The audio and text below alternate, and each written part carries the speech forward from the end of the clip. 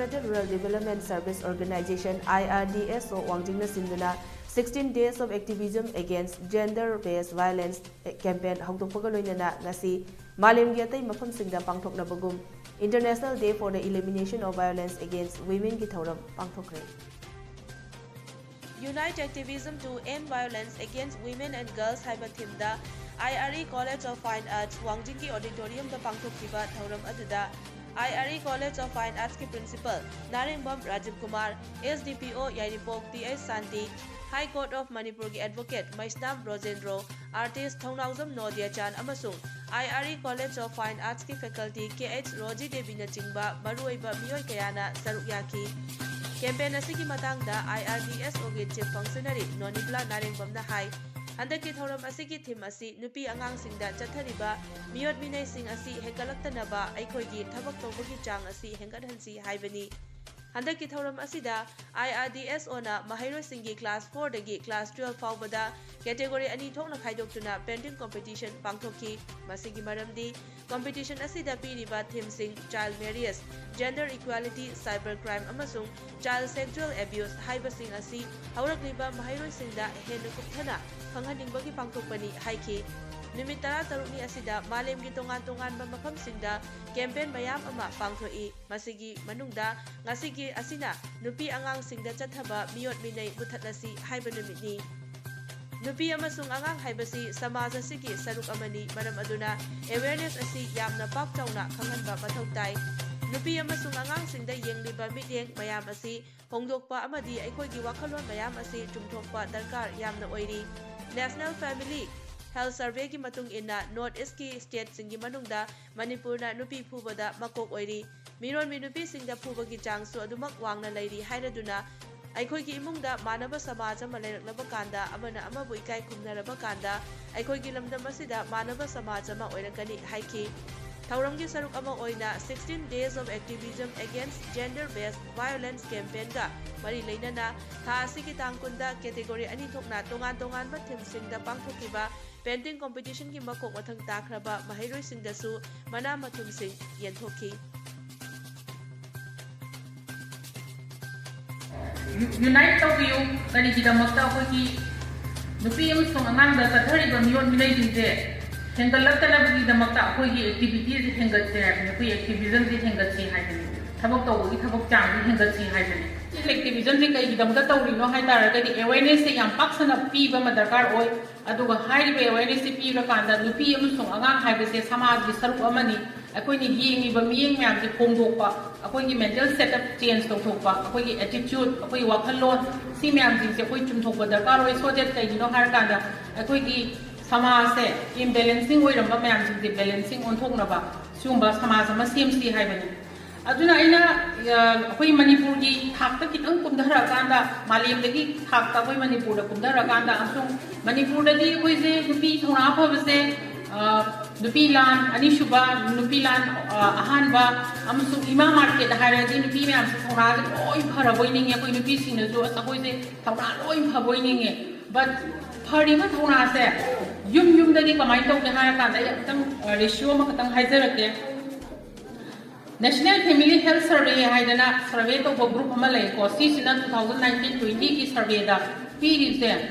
North East ki manungda khanong ko khoi ki sona kan ki awang ko ki sarukta lai ba khoi state ni pan ki manungda Manipur na khwai ki hena ma ki nupi phu ba lai bak se Manipur oi ba karamba 39.6% ya oi ba mana phu ba se aduga physical violence se even pregnancy manungda tha naupuri ba nupi da phu ba se si sum 2.9% yawi ba hai da sum yam le rong kini si coaching sida sexual violence 5.4 yawi sumaina koi ki keno sila yetu ga koi tha District Legal Services Authority da ki data ghar roja bani data se 2019 January da ki horaga October ki 2022 ngana ni October ki 2022 bakta domestic violence case se chani ga kumfu mari se report tawi so aina khanbada adum yam yameng khale yam high oiba yam indicators yam chawi hogado mani imung da manaba samaj ma le ra kanda wakhan mot manaba aman amabu bevhar taunaba haiba samaj ama lerakanda akhoi samaj manaba samaj ama oirakani amasung manaba lebak ama oirakani aduna aina loishalakpada haizening badi akhoi imung da thoiba haidok taba wari myam ama unreported cases myam ama lei nupi na thengnariba angang na thengnariba samasya myam se imung da thoiba thodo wathok myam sing se unaddressed ni ado khwaidagi report tawdaba case se imung manung da tathariba miyot minai sini akhoi na khalli akhoi gi kai haidoino khupang na set tharakpase kashunate tawbum thoi natragana akhoi na ichanupi imong nupi duda kuchu movie amubi natraga lukhoi bi bu kobi rasu haibising se akhoi na yamna nusidana kawba natraga nusina kawbai natana mi gi naming haibisisu sisu akhoi na normal oina dum khandoi ado asai gi machanupa poktabagi thengnari ba samasya aun pho yamna unba ngamdabagi thengnari ba samasya sigi mayam sing se imung manung da thokpa thok ngakane aduna si mayam se akhoi na sigi problem se ai gi imung ka ki problem ne haina khanbi ganu leibak sida chowa problem amu oirakani oiraibani maramdi kaigino harkanda koina icha nupa pokpa kanda nupa di taragi maponi natraga nupa de tum tam poda tawba yai haibagi potse nupa kappa hongna je kaina haiba wahi macha mayam sina akoi emotion mayam sin khatok piba aduga moi minungsi leitaba mi manan lakada koina sumaina khenaba aduga icha nupi singna toan ba mohong de yok piba sigoma mayam sin se koi toktho kanda akoi punamaki oiba unite tawrakanda ngasai thim du da hai unite punjana si kana punjana gani har kanda samaj ama sembada samaj ama da yawiba khoi myam ni loina punjana rakanda unreported oiba cases myam ni mafam chana report tawbi rakanda haiba imung sing da thoiba thongdo wathok myam se matam chana lotion bada khoi puda mateng pangmina se haiba wafam je thamjara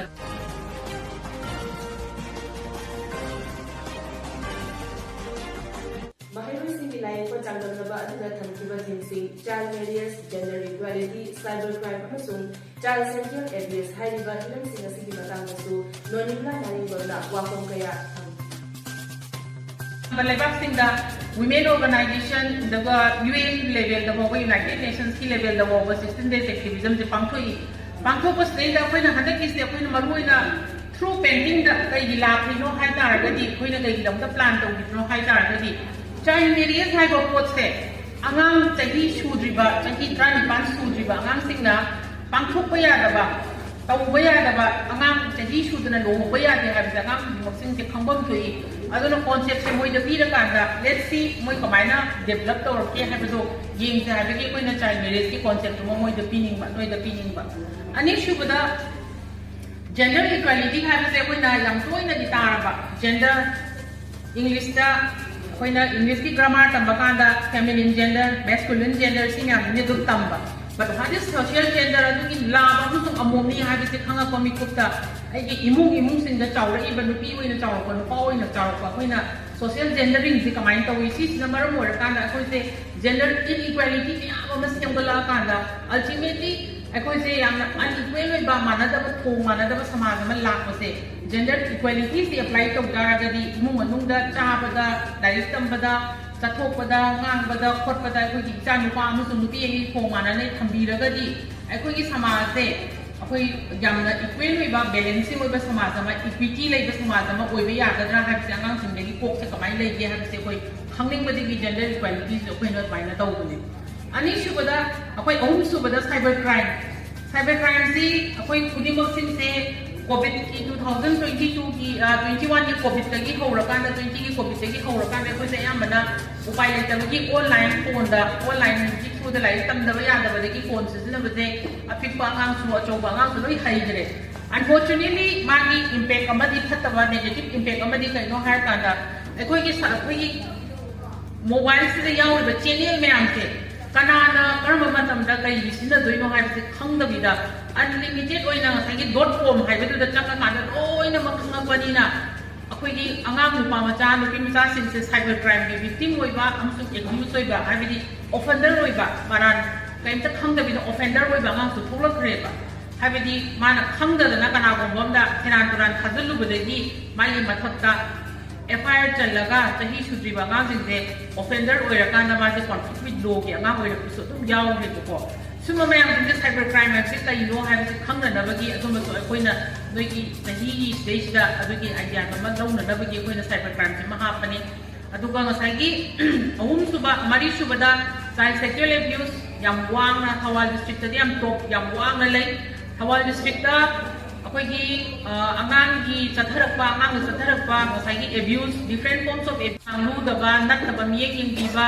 ꯑꯗꯨꯒ ꯑꯉꯥꯡꯁꯤꯡꯁꯦ ꯂꯥꯟꯅ ꯂꯝꯖꯤꯡꯕꯤꯕ ꯑꯗꯨꯒꯨꯝꯕ ꯃꯌꯥꯝꯁꯤꯡꯁꯦ ꯊꯧꯕꯥꯜ ꯗꯤꯁꯇ꯭ꯔꯤꯛꯇꯗꯤ ꯌꯥꯝ ꯋꯥꯡꯉꯦ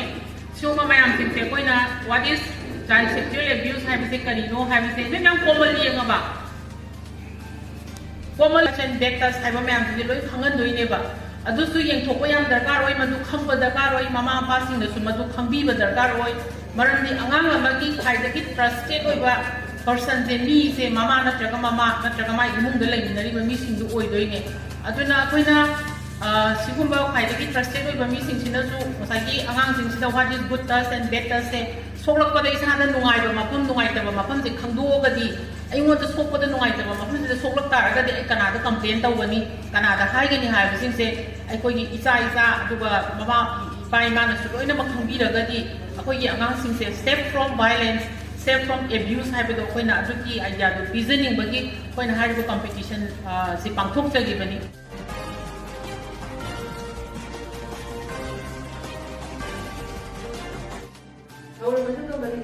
IRE College of Fine Arts की principal Narendra Rajiv Kumar na hai no ki tholo liba crime mayam sin asidagi aikoi chichinba mathau tai Lairiba fibam asida nupi singnasu yamna sonbada target oiraga nupa singna lana lamjingba aduga nupi maraktasu nupi na nupi otpa neiba mayam ama yauri pumnamak asina maram oiraga afaba family ama oiba ngamhande haiki and the misuse torpa sigma myam sing tho eba crime sing se no magi masing yam mangkhalak sina bara moraga ai koi section no mathau tai nupi sing asu koi gi leiba conditions le da nupi have si scope target amo oraga no passing na misuse toba aduga nupi marang da su nupi na nupi bo pot ka su am yauri either manem na mom kana gi mamo orpa mamo na su manem pot ba sa ta onchen na ko na bagi pot su dum lei aduna पुनमक sin होइलकांदा family से अफब family होइदे अदुना family खुनिमक सिंगे मथम मथम काइथलेबा ma'am सिंसे Sissu अम factor अमनी अदुना सिगी area से याम सांग चचररो अखोइना अंगांग अमदा लाई हे अखोइना लाई हे रिबे मरम से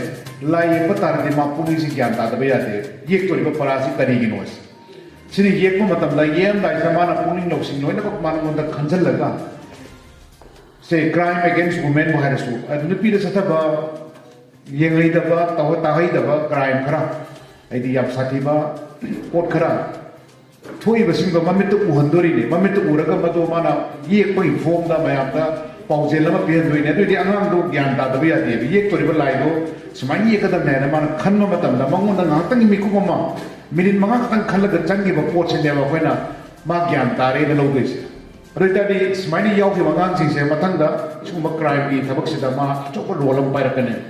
मा थिंबगी मचा अम ओरकनी हादुनी अदुना